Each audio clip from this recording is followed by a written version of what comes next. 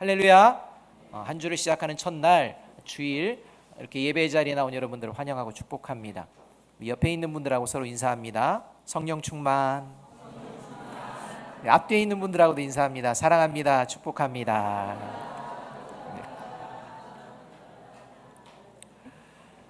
국내 한 기업에서 2015년부터 이 국가와 사회 정의를 위해서 자신을 희생한 의인에게 이 기업이 이제는 사회적 책임을 가지고 보답해야겠다라는 이러한 의미로 의인상을 만들었습니다. 그래서 이제 이 기업에서 나름대로의 기준을 만들어서 의인을 발굴하고 이제 조용히 찾아가서 이 표창과 이 상금을 이렇게 주고 있다고 합니다. 2015년 이후에 이제 한 4년 정도 지났는데요. 지금까지 발굴하고 시상한 의인이 총 100명 된다고 합니다. 혹시 거기에 해당되시는 분 계십니까? 없으십니까? 여기 많을 텐데 그 기업에 제가 한번 알려주면 좋을 것 같습니다. 그런데요, 이 의인상과 관련되어서 한번 우리가 생각해 보아야 될 것이 있습니다. 의인, 과연 이 땅에 의인은 존재할까요? 성경은 로마서 3장 10절에서 이렇게 선언을 합니다. 기록된 바 의인은 없나니 하나도 없으며 입니다. 세상은 의인이 있다고 말합니다. 의인 찾을 수 있다라고, 그리고 찾아냈다고 이야기합니다. 그런데 성경은 의인은 없다라고 선언하고 있다는 것입니다. 한편 또 성경은 이렇게 또한 선언을 합니다. 로마서 3장 24절의 말씀입니다. 이 말씀을 함께 한번 읽어보겠습니다. 시작.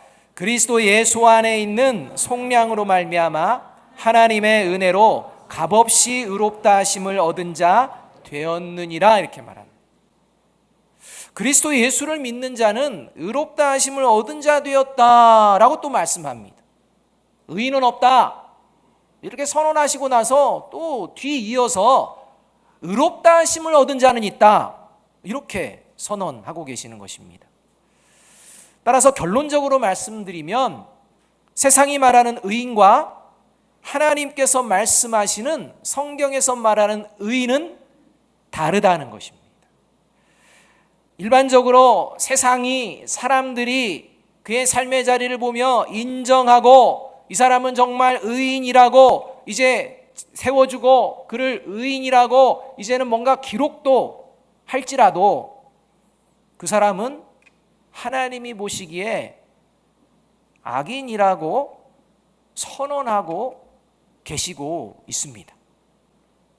불편하게 들릴지 모르지만 그게 성경의 진리입니다. 그래서 요한복음 16장 8절을 보면 이제 예수 그리스도께서 승천하시고 약속하신 대로 성령님께서 이 땅에 오시면 이 성령님께서 하시는 일이 무엇인지 이제 말씀해 줍니다. 이 성령님께서 하시는 일이 뭔지 8절 말씀 함께 한번 읽어봅니다. 시작. 그가 와서 죄에 대하여 의에 대하여 심판에 대하여 세상을 책망하시리라, 이렇게 말합니다. 세상도요, 죄에 대해서 이야기합니다. 의에 대해서 이야기합니다. 그리고 심판에 대해서 이야기합니다. 그래서 죄를 지은 자는 심판하고 의를 지은 자는 상을 주고 이 세상입니다. 그런데 성령님께서 오셔서 이제 뭐라고 말씀하느냐? 죄와 의와 심판에 대해 잘못 알고 있는 세상을 책망하시겠다는 것입니다.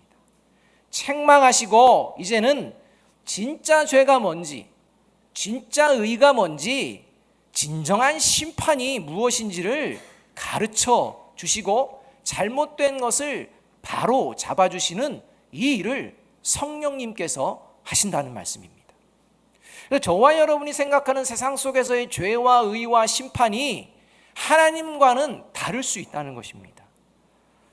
이렇게 진짜 죄, 진짜 의, 진짜 심판, 이것에 대해서 알고 있는 존재, 그는 그리스도인 밖에 없다는 것이 성경의 진리입니다.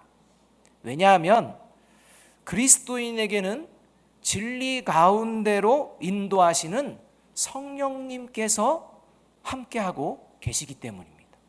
그러니 성령님께서 함께하시니 성령님께서 진짜 죄에 대해서, 진짜 의에 대해서, 진짜 심판이 무엇인지에 대해서 말씀하시는데 어떻게 세상이 이야기하는 죄와 의와 심판과 혼합이 될 수가 있겠습니까?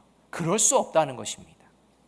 따라서 그리스도인들에게서 이러한 의인이라는 맥락, 하나님께서 인정하시는 의인이라는 맥락에서 오늘 우리가 읽은 말씀은 참으로 중요한 것을 우리에게 가르쳐주고 계십니다. 오늘 우리가 읽은 본문은 이 마태복음 13장의 천국에 대한 비유 중 마지막 비유에 해당됩니다. 마태복음 13장은 하나님 나라에 대한 비유로 가득 차 있는 장입니다. 이 천국에 대한 비유의 마지막 비유를 이제 물고기를 잡는 그물, 이 그물에 이제 비유하면서 말씀하고 있습니다. 그래서 흔히 그물 비유라는 이런 표현도 사용을 합니다. 오늘 이 하나님의 나라와 관련된 의인에 대한 이 이야기를 진행하는 이 천국 비유의 말씀, 그물 비유 말씀의 핵심, 이 핵심이 본문 49절에서 나오는데 이게 이것입니다. 의인 중에서 악인을 갈라낸다라는 것입니다. 여러분, 하나님께서 지금 의인 중에서 악인을 갈라낸다라고 말씀하시는 이 비유의 의미를 우리가 이제 먼저 분명하게 알아야 합니다. 오늘 바다에 이 던져지는 그물, 일반적으로 갈릴리 사람이나 이스라엘 사람에게는 익숙한 이러한 실제 삶의 자리에 어떠한 모습들을 통해서 말씀해 주시는 이 그물 비유를 통해 궁극적으로 말씀하시는 의인 중에서 악인을 갈라낸다라는 이 말씀이 어떤 의미인지 세 가지를 우리가 먼저 알아야 합니다. 첫 번째로 이 말씀의 의미는 하나님께서 본래 악한 모든 사람들에게 의인이 될 수 있는 기회를 주셨다는 말씀입니다. 그러니까 이 땅에 존재하는 모든 사람에게는 의인이 없다라고 선언하신 하나님의 말씀은 모두가 악하다는 것입니다. 그래서 모든 악한 자들에게 하나님께서 의인이 될 수 있는 기회를 주셨다라는 것을 말씀해 주시는 것이 의인 중에서 악인을 갈라낸다라는 말에 포함이 되어 있다는 것입니다. 47절의 말씀을 함께 한번 읽어보겠습니다. 47절입니다. 시작. 또 천국은 마치 바다에 치고 각종 물고기를 모는 그물과 같으니, 이렇게 말씀. 여기서 이 각종 물고기를 그물이 모으는데 이 각종 물고기, 이것이 바로 모든 사람을 의미합니다. 차별이 없는 것입니다. 모든 사람입니다. 그리고 이 그물이라는 것은 복음과 교회 공동체를 의미하는 그러한 말입니다. 따라서 천국은 마치 바다에 치고 각종 물고기를 모는 그물과 같다라는 이 말씀은 하나님 나라의 이 복음은 모든 사람에게 열려 있다는 것입니다. 이 복음이 예외가 되는 사람이 없다는 것입니다. 이 복음은 모든 사람에게 열려 있고 기회의 말씀이라는 것입니다. 복음은 모든 사람들에게 그가 어떤 악을 가지고 악의 경중에 따짐 없이 모든 악한 존재들마저도 하나님께서 인정하시는 의인이 될 수 있는 바른 길을 가르쳐 주시는 말씀, 그것이 바로 복음이고, 이 복음을 믿고 이런 하나님의 살아계심을 보여내는 복음의 공동체가 바로 교회 공동체라고 말씀하고 있다는 것입니다. 이것이 바로 의인 중에서 악인을 갈라낸다라는 의미에 담겨 있습니다. 두 번째로 어떤 의미가 담겨 있느냐? 의인과 악인의 정체는 반드시 드러나게 된다라는 것입니다. 이것은 하나님의 심판은 모든 사람에게 예외 없이 이루어진다라는 것입니다. 모두가 하나님의 심판대 앞에 서게 된다는 것입니다. 48절의 말씀 함께 한번 읽어봅니다. 시작. 그물에 가득함에 물가로 끌어내고 앉아서 좋은 것은 그릇에 담고 못된 것은 내버리느니라 이렇게 말하는데요. 이제 바다에 친 그물을 어떻게 하느냐? 그물에 가득함에 이렇게 말합니다. 여러분, 그물에 가득하다 이 말은요, 복음이 이제 모든 사람에게 전파되었다는 것입니다. 이 복음이 모든 사람에게 전파된 동시에 이제는 하나님께서 세우신 교회, 다시 말하면 보이지 않는 이러한 교회, 구원받은 그리스도인의 수가 가득 찬 때를 이야기하는 것입니다. 이제는 더 이상 구원에 동참할 그러한 사람이 없는 그때를 이야기합니다. 그렇게 복음이 다 전파되고 구원받을 자들은 다 이제 구원에 이르는 그때가 바로 그물에 가득함에입니다. 그리고 복음이 모든 사람에게 이 전파되었다는 것은 결국 세상의 끝, 종말, 하나님의 심판대 앞에 서게 되는 그때를 의미합니다. 그리고 물가로 끌어내고 라는 말은 이제 더 이상 악인이 의인 될 수 있는 기회가 사라졌다는 것입니다. 이제는 다 나왔습니다. 더 이상 기회는 없다는 것입니다. 그리고 앉아서라는 말은 이제 의인과 악인을 정확하고 철저하게 분리하신다는 것입니다. 이것을 예수님께서 마태복음 24장 14절과 31절에서 이렇게 말씀을 합니다. 함께 한번 읽어보겠습니다. 시작. 이 천국 복음이 모든 민족에게 증언되기 위하여 온 세상에 전파되리니 그제야 끝이 오리라. 그가 큰 나팔 소리와 함께 천사들을 보내리니 그들이 그의 택하신 자들을 하늘 이 끝에서 저 끝까지 사방에서 모이리라. 그러니까 이제 하나님께서는 마지막 때에 이제는 모든 기회가 끝나는 이 종말의 때에 하나님은 모든 사람들을 분명하고 철저하게 가려내신다는 것입니다. 갈라 놓으신다는 것입니다. 이것이 하나님의 심판을 믿는 의인들의 마음 가운데에 있습니다. 이것이 의인 중에 악인을 갈라낸다라는 의미가 담겨 있는 말씀입니다. 마지막 세 번째로는요, 어떤 의미가 있느냐? 보이는 교회 공동체 안에 거짓된 그리스도인이 존재하고 그 거짓된 그리스도인의 결과는 영원한 형벌이다, 이렇게 얘기하고 계신다는 것입니다. 이게 50절의 말씀입니다. 50절 말씀 함께 한번 읽어봅니다. 시작. 풀무불에 던져 넣으리니 거기서 울며 이를 갈리라 입니다. 결국 이 말씀은 이제 심판의 결과로 영원한 형벌인 지옥에 떨어질 악인에 대한 말씀입니다. 그런데 앞에서도 말씀드렸듯이 그물이라는 게 복음과 교회 공동체를 의미한다는 측면에서 이 말씀은 이 보이는 교회 공동체에 의인과 악인이 섞여 있다는 것을 말씀해주고 있다는 것입니다. 교회에 있습니다. 나는 복음을 믿는다고 합니다. 그런데요, 그런 보이는 교회 공동체 안에 의인과 악인이 섞여 있다고 말씀하시고 그 의인이라고 생각하는 중에 악인들을 갈라내겠다라고 지금 말씀하고 계신다는 것입니다. 이 말씀이 심각한 이유는요, 예수님께서 마태복음 13장을 통해 다양한 비유를 들어 천국에 대해 말씀하시고 의인에 대해서도 말씀을 하시는데 마지막 그물 비유에서는요, 의인의 결과에 대해서는 함구하시고요, 악인에 대한 경고로 마무리하고 계신다는 것입니다. 그리고서 마지막에 이제 하나님 나라에 속한 제사장에 대한 서기관에 대한 이야기를 합니다. 여러분, 결국 이것은 교회 공동체 안에 있으며 자신은 의인이라고 스스로 생각하지만 의인이 아닌 존재들이 있음을 경고하시는 말씀이고, 그런 존재가 내가 아닌지 돌아보라는 말씀입니다. 그래서 서기관이라는 용어를 그 이후에 쓰시는 이유는 지금 신약시대 예수님 시대에 자신들은 의인이라고, 자신들은 하나님의 나라에 합당한 존재라고 생각하며 살아가며 착각하는 이런 존재들이 있는데 그들이 바로 그 당시에 종교 지도자들이요 서기관이라는 것입니다.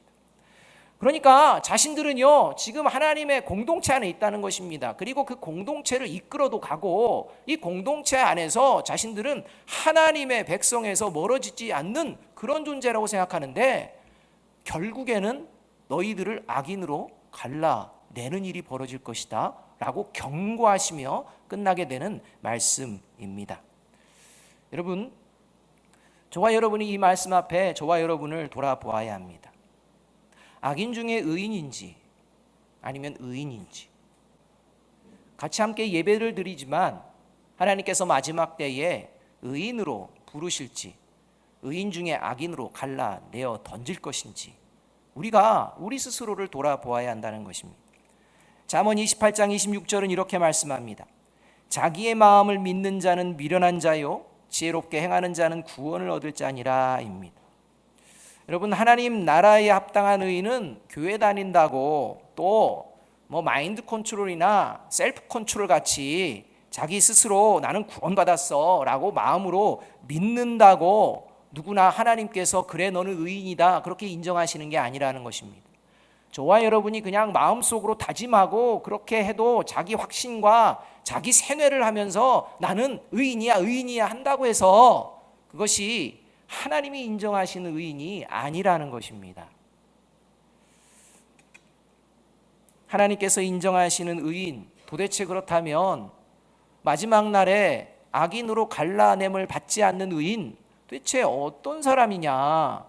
이것에 대해서 오늘 성경 48절에서는 못된 것이 아니라 좋은 것이라고 말씀하고 계십니다. 여러분은 저와 여러분은 생각하기에 못됐습니까? 좋은 것입니까? 대답은 하지 마세요. 나중에 듣고서 달라지면 어떻게 하려고요? 좋은 것이어야 한다는 것입니다. 하나님이 인정하시는 의인 누구냐? 좋은 것이라고 이야기합니다.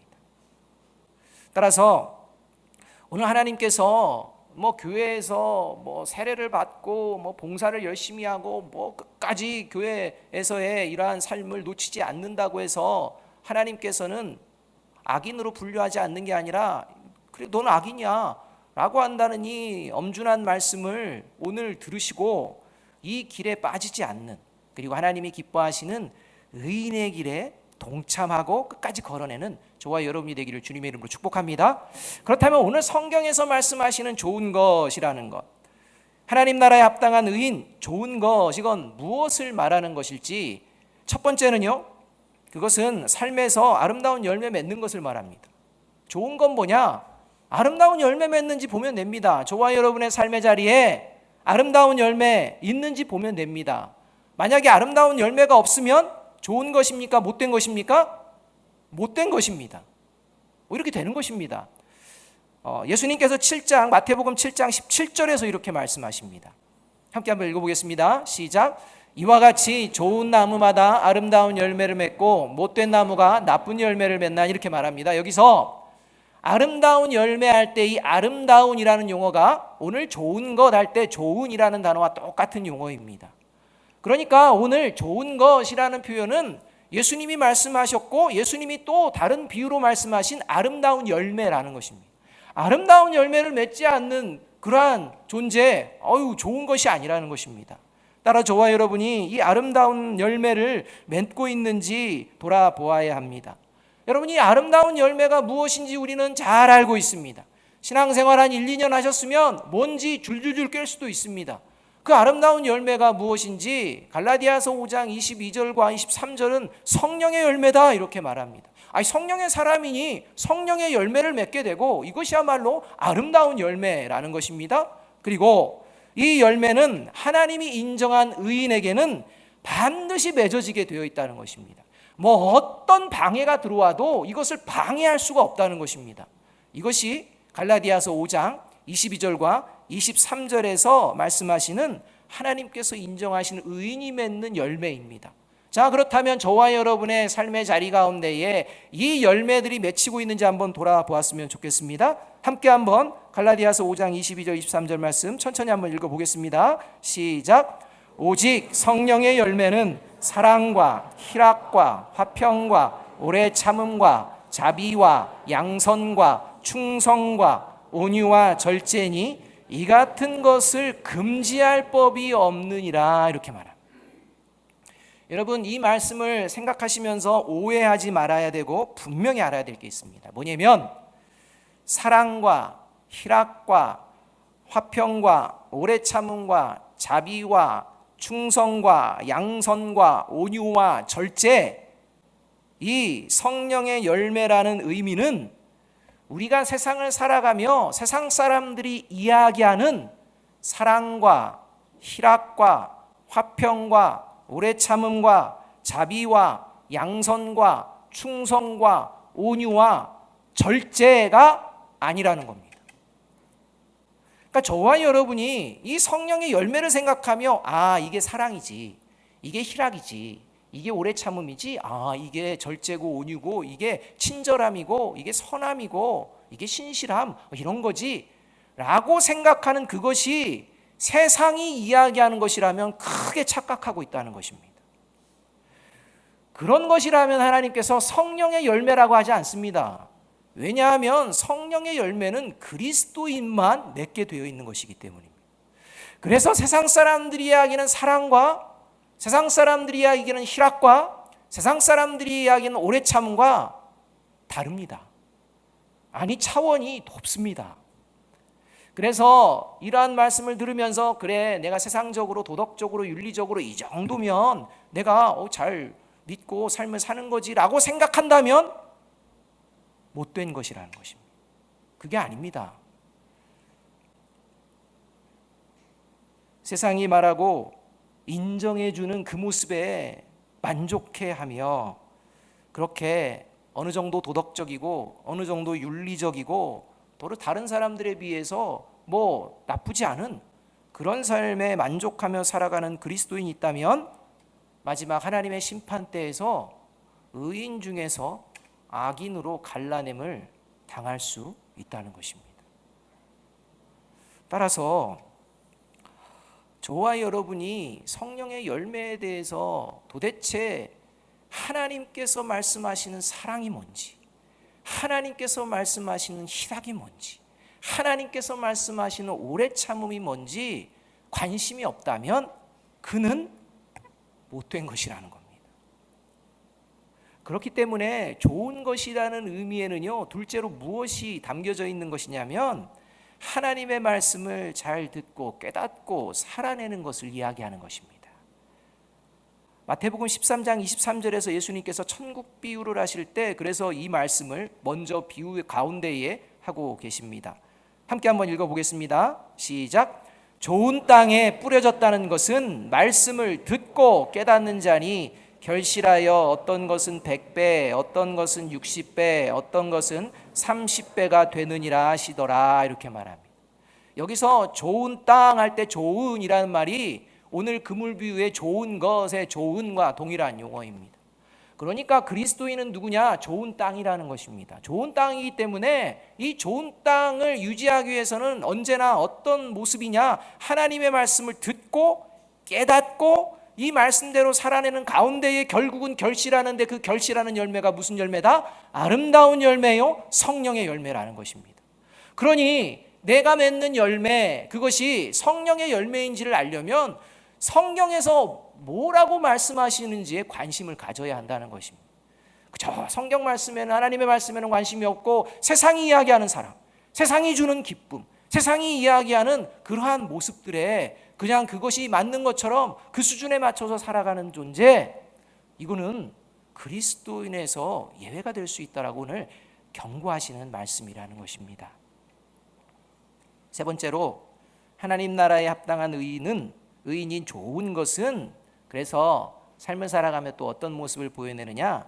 하나님의 심판이 있음을 믿고 죄를 회개하는 삶을 살아냅니다. 왜냐하면요, 성경에서 의인은 하나도 없다라는 것이 어떤 의미인지를 너무 잘 알고 있기 때문입니다. 우리의 힘과 능력으로 의인으로 살아갈 수 없다는 것을 너무 잘 알고 있는 것이 그리스도입니다. 그래서 생각해 보면 내가 그때 죄를 지었다는 것도 깨닫고, 내가 부지불식간에 죄를 지었던 것을 깨닫기도 하시고, 또 때로는 내가 죄 가운데 빠져들 때도 있는데, 이때마다 그리스도인들은 다시 하나님의 심판을 바라보면서 죄에서 돌이키고 하나님이 기뻐하시는 이 좋은 것의 삶을 살아내게 된다는 것입니다. 이게 자연스럽게 연결되어지는 존재가 성령이 그 안에 내주하시는 그리스도인의 모습입니다. 여러분, 예수님께서 공생애를 시작하시며 가장 처음 외치신 말이 회개하라, 하나님의 나라가 가까웠다, 회개하고 복음을 믿으라, 이렇게 외치십니다. 여러분, 하나님의 나라는요, 회개하는 자에게 열려 있습니다. 하나님의 나라에 들어갈 수 있는 존재는 회개하는 자입니다. 여러분, 복음을 믿는 자는요, 먼저 회개하는 자입니다. 회개 없이 복음을 믿는다? 죄에 대한 참회 없이 아름다운 열매를 맺게 하여 주시옵소서라는 기도는 허망한 기도요, 거짓된 기도가 된다는 것입니다.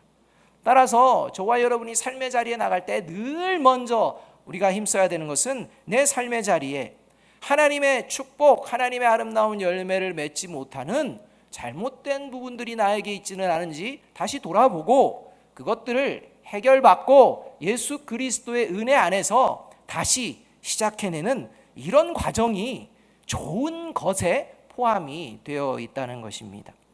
여러분, 복음은 회개하는 자에게만 악인을 의인되게 하시는 하나님의 능력입니다. 이것을 믿고 나아가는 존재가 그리스도인입니다. 여러분, 왜 악인은 끝까지 악할까요? 여러분, 그문에 같이 있습니다. 복음을 계속 듣습니다. 그런데 왜 악인으로 끝에서 그렇게 갈라내어 버림을 당합니까? 왜 악인은 그렇게 끝까지 악하게 될까요? 그게 바로 하나님의 심판을 믿지 않기 때문입니다. 아니, 좀 더 구체적으로 말씀드리고 정확하게 말씀드린다면 하나님의 심판을 두려워하지 않습니다. 하나님을 두려워하지 않습니다. 그러니 하나님의 말씀을 두려워하지 않습니다. 하나님의 심판을 두려워하지 않고 하나님의 말씀을 두려워하지 않는 자는 그래서 죄에 대한 기준도 하나님의 말씀이 아니라 그냥 자기 자신입니다. 자기가 생각하는 게 죄에 대한 기준입니다.